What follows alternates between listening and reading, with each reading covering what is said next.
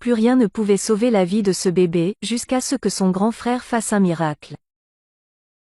Lorsque Karen apprit qu'elle était à nouveau enceinte.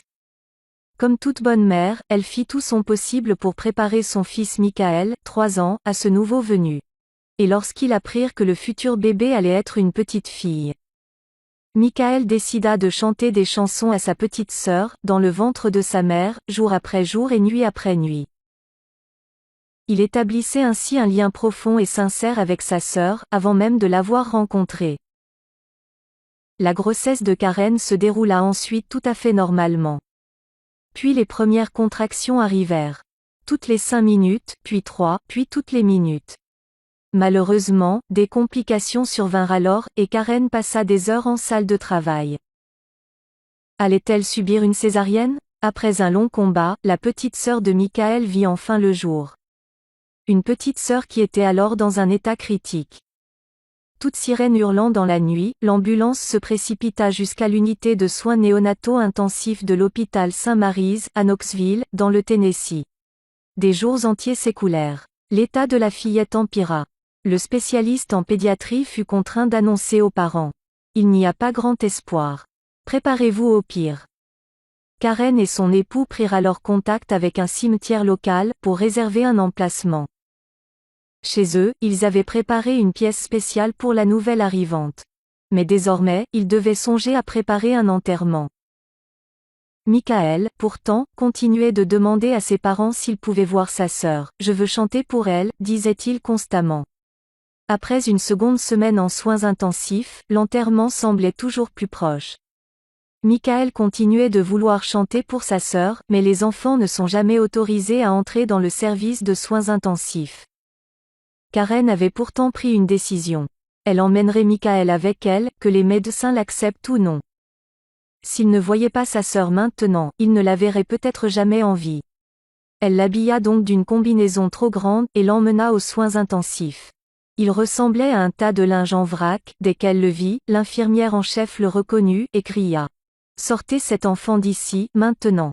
Les enfants sont interdits ici. » Les instincts maternels de Karen se réveillèrent alors, et cette femme habituellement calme et discrète fixa l'infirmière dans les yeux.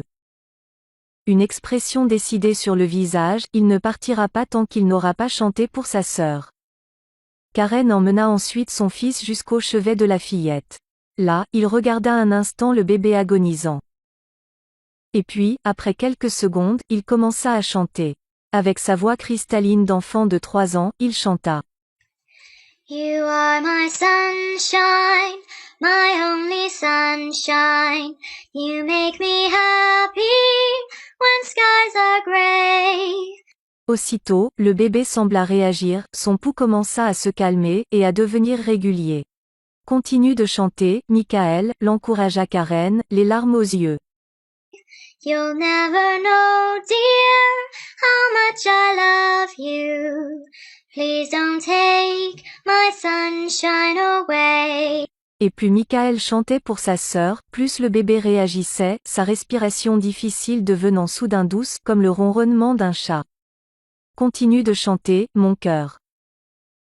The other night, dear, as I lay sleeping, I dreamt I held you in my arms. La petite sœur de Michael commença à se détendre, et à se reposer. Un sommeil réparateur sembla progressivement s'emparer d'elle. Continue de chanter, Michael. Le visage de l'infirmière en chef était désormais couvert de larmes. Karen, elle, était lumineuse. You are my sunshine, my only sunshine. Please don't take my sunshine away. Le lendemain, moins de 24 heures plus tard, la fillette était en suffisamment bon état pour pouvoir rentrer à la maison. Women's Day Magazine a parlé du « miracle du frère chantant ». L'équipe médicale, elle, a simplement parlé de miracle.